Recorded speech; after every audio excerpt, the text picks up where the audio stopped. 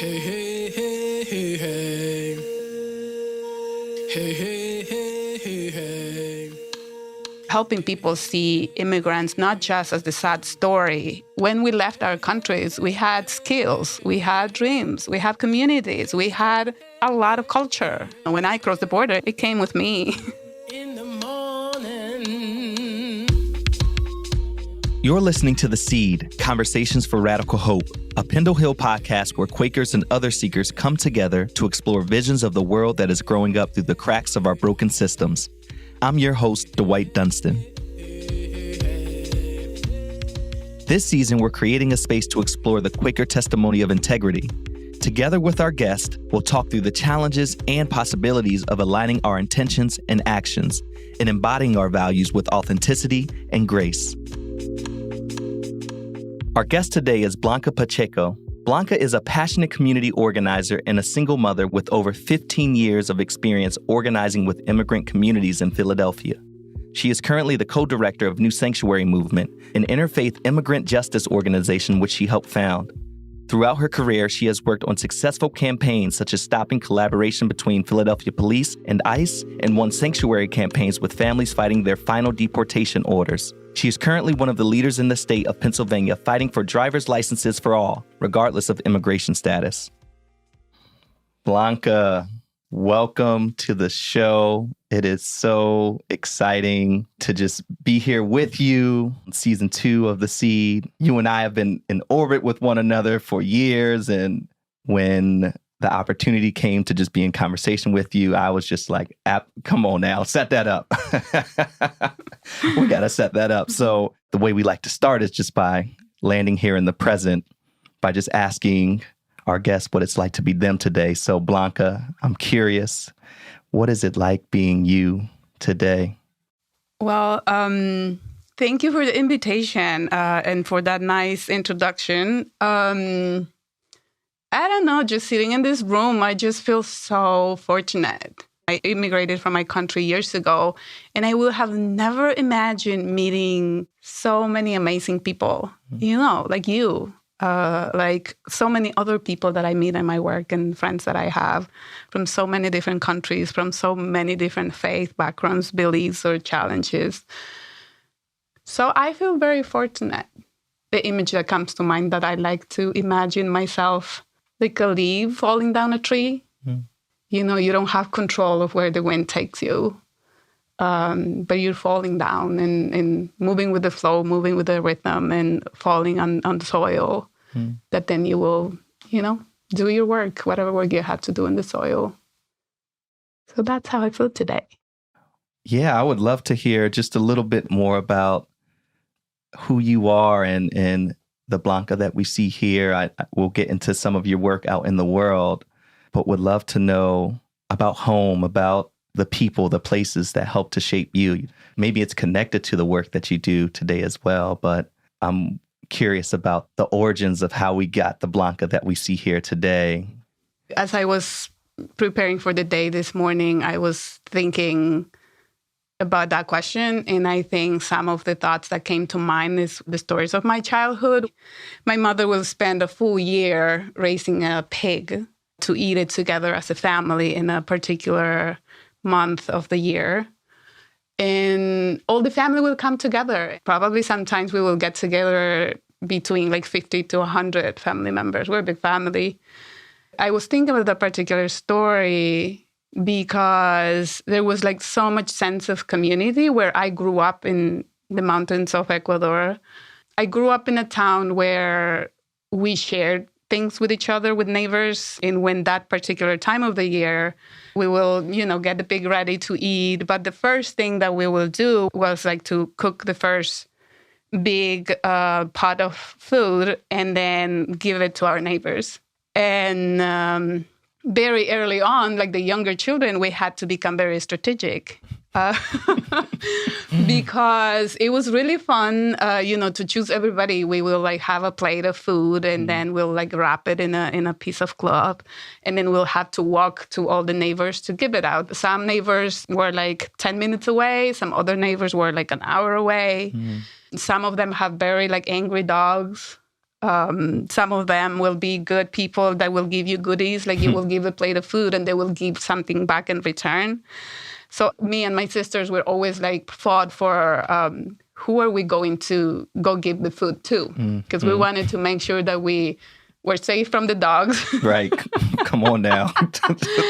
We're also like, we'll receive some good goodies in return, because people would put candy or maybe an orange or maybe a banana in the plate, and we like enjoy that.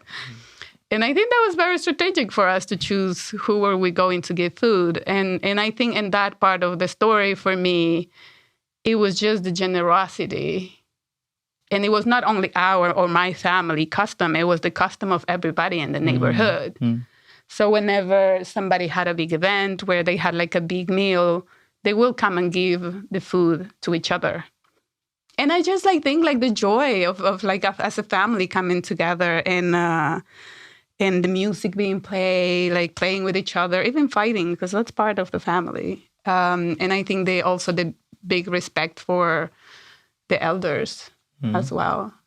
So I think those are some of the stories that I think shaped me in thinking that caring about your neighbors and caring about other people's wishes or pains are important. Yeah. I heard so much in that. You know, this season, our topic is integrity. We're going to focus a lot on thinking about integrity, what that means, and really exploring questions of how we live in alignment with our values and how we integrate the heart and the hand, our words and our deeds, and live according to, you know, some of the deepest truths that we know. And a lot of these deep truths, you know, come from how we grew up, come from our experiences in community. And I'm curious, just knowing that that's our theme this year of integrity, when you hear that word, what's that mean to you? And how did growing up you see integrity being lived out through family, through community? The immediate image that comes to mind is a body silhouette. And what are the things that, if we forget about all of the systems that are, you know, crushing us, if I go back to that scene where I grew up and everything was not perfect, but we cared about each other and we respect like living things, the image comes to mind, what do we fill out our bodies with?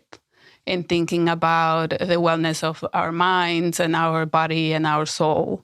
How do we treat ourselves in a way that is respectful, in a way that we care about our health, in a way that we care about our heart? And I do think, like, yes, we do have control of what we put inside of our bodies, inside of that silhouette of treating our body with integrity in our mind and our heart and our soul. But then I do think about all of the outside forces that doesn't want that for us. So yeah, I think the image is filled with food. It's filled with love. It's filled with, you know, peace. It's filled with whatever the person needs to survive. And yeah, like going again back to the image of how I was raised and in the town that I grew up, there was none of those systems. Like I see this in the US. Like I see this individualism that like it's I think our worst enemy. I think back home we supported each other, even if like later we didn't like each other, but we supported each other and we cared about our elders and we had deep respect for like living things. I feel it's hard in the US, and I think I woke up in the US to see all of these systems. Like the work I do is against, you know, detention and deportation. That feels that tries to push out or to deny people, in particular poor people, people of color in particular, all of those things that our body needs. We can't have peace because, you know, our family members are being crushed, or we don't have enough resources, enough money, or we don't have a job. We can't have enough food because, you know, the salaries are very low. So all of the systems are blocking us to have such simple things that are filling our bodies with, you know, peace, love, and caring for each other. We're so distracted about surviving that we don't get to experience how good it feels to be helping one another. Because there is enough resources, I think. There is enough resources. Yeah. That silhouette, I was feeling into that as you were sharing it. And yeah, thinking about all of the things that my silhouette would be filled with, which was many of the things that you shared, right? Love and food and community. And then that image of these outside forces that you named. And I was really struck when you talk about individualism being our worst enemy, especially coming from the community in which you grew up, where that was not a value. So there's this way where, as I look at your work in the world and I see you creating a sphere for that silhouette to really thrive, I'm just curious if you can just share a little bit about the work you do in the communities you work with, and maybe taking that image you gave us, just how you see your work supporting the silhouette to get all it needs to thrive. There's so many things that come to mind. I think faith is, we are an interfaith organization that are fighting for immigrant justice, which means that first we need to initiate by recognizing that the immigration system, as many will say, is broken. We think that it's not broken. It works exactly as designed, which is to, keep white people in power to hoard resources for themselves and deny the humanity and rights to people of color, Black and brown. So I think faith is something that I see so present in my work. We work with Jewish members, Muslim, Christian, people who don't believe in any particular religions, but do believe in the humanity of everybody and are spiritual. And I think faith is big. That fills the silhouette in how we act, how we put faith into action to actually practice what the Torah or the Bible says, outside of just going to the congregation. I think that's one thing that comes to mind. The other thing that comes to mind are images of laughter, lots of laughter. I have the fortune to work with people from so many countries. I'm going to name some of the countries that our staff is at. One is from Guatemala, Peru, Senegal, from the USA, from Venezuela, from Mexico, from Honduras, from Jamaica, Indonesians. We work with people who are from South Africa. And our stories are very similar. We enjoy having food. We enjoy dancing. What binds us together is that most of us left our families behind. But we're able to gather and kind of form a chosen family in the U.S. and be able to tell each other stories. So opening a chance for immigrants to be able to share what is their background, what are their struggles, what are their dreams, instead of just seeing the person as, oh, this person crossed the border, and just feeling sadness for the person, oh, this person's visa expired, oh, this person is in deportation proceedings. We have much more. We are full human beings who, when we left our countries, we had skills, we had dreams, we had communities, we had a lot of culture. We didn't left that outside of the border. When I crossed the border, it didn't stay in Mexico. It came with me. Mm-hmm. And I think the same for everybody. So I think we work to elevate all of that. So when we do celebrations together, what are we making sure that we include when we meet? How do we include, food and laughter and joking? And people love to tease each other. And I think that's also, for me, a way to resist, because I think a lot of people talk about but when immigrants come to this country, we have to work to acculturate them to the U.S. I don't want to. I don't want to lose who I am. I don't want to lose my spirit.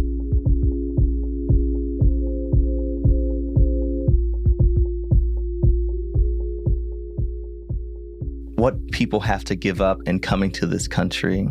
My people have a different history with this country, but there are, aspects of African culture that was attempted to be removed in order to force people to assimilate or subscribe to that individualism, because it upholds capitalism, keeps it in place, So thank you for bringing all of you here with you. The system is relentless. And I actually hear you saying, I'm going to be in charge of cultivating my own joy, my own sense of purpose, through my connections, through my relationship, through what I've learned. And I think our listeners, when we think about this being a conversation for radical hope, I'm curious about maybe a specific story where someone said something to you, or you experienced something, and it maybe deepened your commitment to your own spirituality, your own faith. It gave you hope to continue the work that you do. Want to just hold space for any stories or specific moments that come to mind.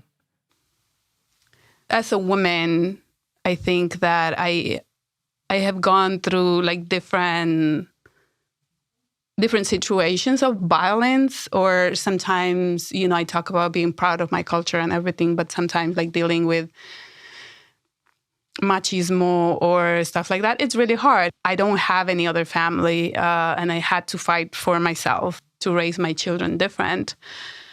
And that's why these particular stories come to mind. This woman who, I love her like as if it was like my mother and my grandmother. She had her son deported, and she fought like really hard in the campaign for us in the city to disconnect immigration from the police, the system that deported her son. She will tell her story all the time to the media, to different people in the church, in city council, everywhere.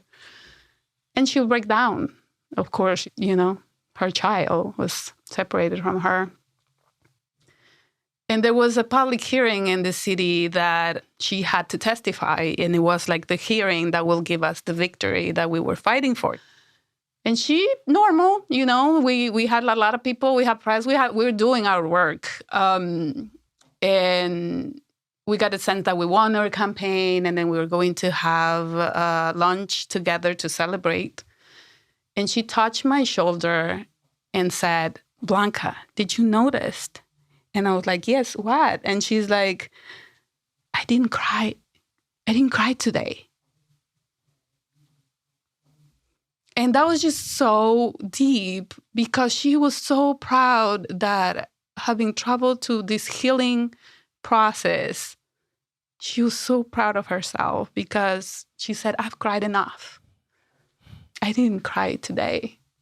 And she shared with me like she was a little child, and she was so proud of herself. And in those moments, sometimes I think like, imposter syndrome, like, who am I to be holding all of this beauty and pain and work at the same time? And then I recommit to enjoy those stories again. Wow. Blanca, I want to come back to this theme of integrity. Our system tells us that some lives are valuable and some aren't. Some people are worthy to be loved and cared for and get needs met, and some people aren't. And what I see you doing in your work, and what New Sanctuary Movement really does, is actually holds out a truth that every single person on this planet deserves to be treated with their full humanity. And so what supports you to live within a deep sense of integrity in the work that you do? And how would you orient people to living within the sense of integrity that you embody? I think for me, acknowledging that I am just one individual. Sometimes what people need is just to be listened, and to help them organize their thoughts and their needs, and helping them see the agency that they have to decide on what they need, using my power, my connections, my resources to help, but also to teach the person how to find the resources for themselves. But there might be moments where I cannot resolve or help resolve anything for that person. So I need to check in on myself. What can I do at that moment that respects the integrity of the person, but also my own integrity, my own process, and be able to check with myself, what am I feeling? Why am I doing certain things? And then knowing that maybe I cannot resolve that problem for that person today. That if I do things that damages the person's integrity and my own integrity, tomorrow the problem is going to be there still. The monster that we're fighting is a lot bigger than me, unfortunately. And tomorrow when I wake up, I'm going to be burnt out. I'm going to be drained. I'm not going to be able to even look at the monster tomorrow if I don't treat myself today with respect, with integrity, and take some time to breathe and to ground myself. Mm-hmm. So I need to let my ego go and just really analyze what's going on in that moment for me. And also when I'm listening to the person, really asking myself, is this what I want? Or is this what the person wants or needs? Because what I think the person needs might not be what the person wants. And when we're talking about orientation for others, just really having this conversation about people, helping people see immigrants not just as the sad story of a broken human being, but helping people see the totality, the wholeness of a human being. Again, I have a history, I have skills, I have agency, I have a lot of things. I don't want our members or immigrants in general to be treated as somebody who needs to be saved, who needs to be given things to, who have no decision in what they want to do. So I think for me is when we open the door in NSM of whoever knocks on the door to have them seat, to offer them sometimes a little bit of water or coffee or tea, to offer them something and offer an open ear to be able to listen and work with them and what they need. One of the things I heard you share is just in doing this work, resourcing yourself, checking in with yourself, having your own sense of grounding. And that from that place, that actually allows you to then really hear and receive the stories, the experiences, the needs of others. It supports you to have the ability to really be present for folks, supporting people to self-actualize, self-regulate, maybe imagine themselves in a different place than perhaps when they knock on the doors of NSM. But yeah, I really appreciate hearing that reflection. And I think one other thing that comes to mind that I've been working on and I want to continue working on because I don't think I'm good at it. This is a moment of honesty for myself. Come on now. Accountability, I guess. We love that at the Seed. Because I'm talking about all of this, listening and checking on yourself and doing that for others. But I think it's also important how we do that self-check-in. Because outside of opening the NSM's door, I have a home. I have my husband. I have my children. I have my dog. How do I want to come back home? And sometimes I do get home really stressed because we hear very painful stories every day. And winning these campaigns that takes years to move a needle in it, it's really heavy. I think there's a quote, I don't know if it translated correctly to English, but it's you can't be the light on the street and be the darkness at your own home. So how are you doing the work on yourself to stay grounded, to stay healthy, and also enjoy the ride? Because I don't know if I'm going to be alive tomorrow. So how am I, yes, working with these painful situations, but that's not all that I should carry. I should also enjoy it. So there's moments of joy.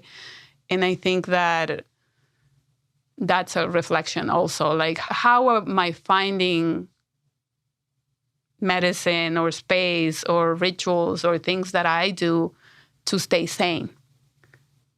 Because if I burn out, I'm not going to be able to do any of it. Yeah, I really appreciate the honesty around knowing some of your own growing edges. And I think I'm a work in progress.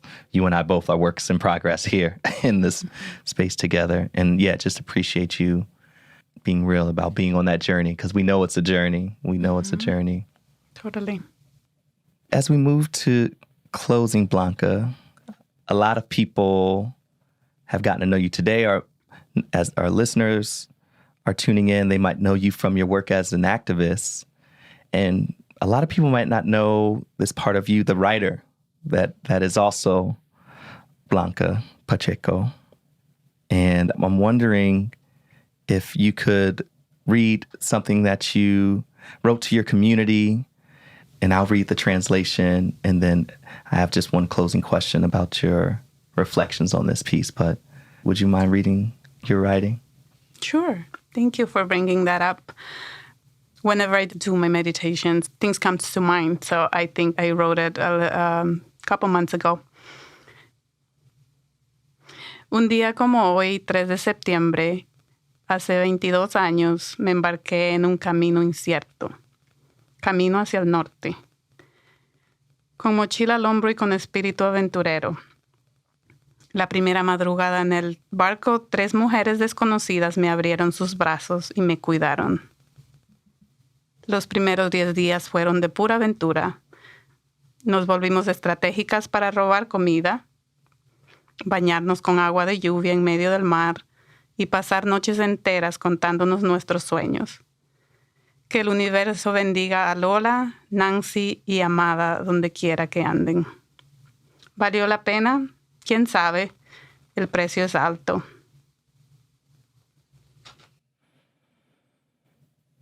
On a day like today, September 3rd, 22 years ago, I embarked on an uncertain journey, a journey north, with my backpack on my shoulder and an adventurous spirit.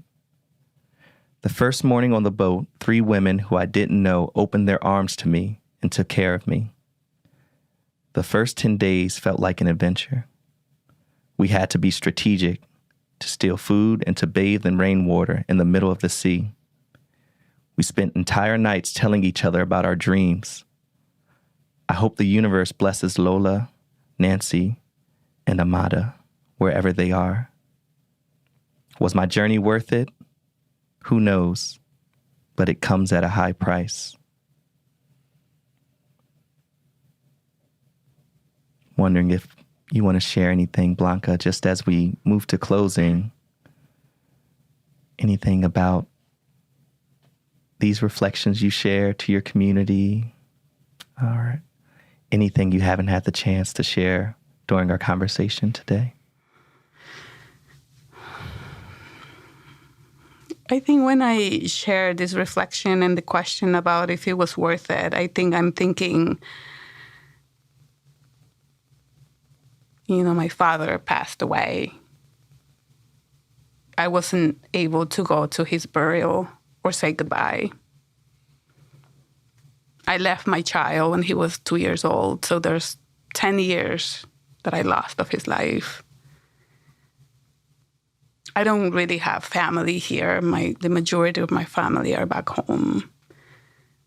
The people that I left probably wouldn't even recognize me when I go back. The paths for walking that existed when I left probably are not there anymore.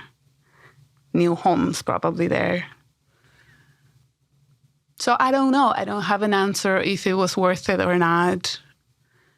But I also know that I can choose to stay in that painful and bitter space, or I can choose to enjoy all the opportunities that knocked on my doors. An image that comes to mind is I left my country with a dream of buying a house. And when I was trying to buy a house with no money in my pocket, I honestly don't know how I did it. I think it's a miracle. I think the fact that I can interact with so many amazing people every day, it's a miracle. It's a gift. I remember a person telling me, you're not ready to buy a house, you're not ready to do this, or you're not ready to do that. And I said, I was so many times told that I wasn't ready or that things weren't possible for me. But I chose to do it anyway. And I always like to think of an image of a window that shows me a light far away, that I can choose to walk towards that. And I've always chosen to do that. And all the opportunities that has opened for me, I took it. And we're always sacrificing things. I think I just have to learn to live with that pain of the things that are sacrificed and reflect and enjoy of the things that I have. And I think one of the lessons is that I try not to suffer for what I don't have and I don't have control, and work towards the things that I do have and that I do have control. And move towards my dreams and visualize and enjoy things even before they get to my hands. So they come to me when the moment is ready. Well, I want to thank you, Blanca, for bringing all of you with you, for the many miles you traveled, the many lifetimes that it took to get you here, the many heartbreaks and heart openings that you had, the miracles, just everything you did to get to this moment, and for allowing me and us to hold it with you. Just so much gratitude to you, and all those miracles you see in the world. I just can't help but see the miracle that you are. And so just thank you. Thank you. Thank you. Hey, hey, hey, hey, hey. Hey, hey, hey, hey, hey, hey. Hey, hey, hey, hey, hey. In the morning. Pendle Hill is a Quaker center open to all for spirit-led learning, retreat, and community. We're located in Wallingford, Pennsylvania, on the traditional territory of the Lenni-Lenape people. Visit us at pendlehill.org. Many of our guests are teachers, leaders, and speakers at Pendle Hill. For a full list of these upcoming education opportunities, visit our events page at pendlehill.org/learn. This podcast was produced and edited by Ariel Goodman, with editorial support by Pendle Hill Education Associate Anna Hill and advising from Education Director Francis Kramer. Our episodes were mixed by Leah Shaw Dameron, and our theme music is the I Rise Project by Reverend Retta Morgan and Bennett Kuhn, produced by Astronautical Records. This project was made possible by the generous support of the Thomas H. and Mary Williams Shoemaker Fund. Please subscribe, rate, and review us wherever you get your podcasts. Helps us to continue planting these seeds. You can follow us at Pendle Hill Seed on all social media platforms.